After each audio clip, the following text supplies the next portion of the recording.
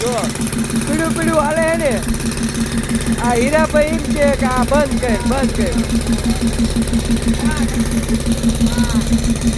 એ ભલે ડીઝલ ખાય પણ આ રાઉસ ખાય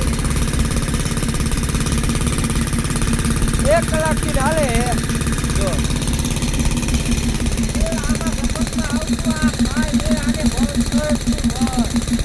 પણ આને ચાલુ કરવું પડે છે કે આ કાટ થઈ જાય એટલે કાટ થઈ જાય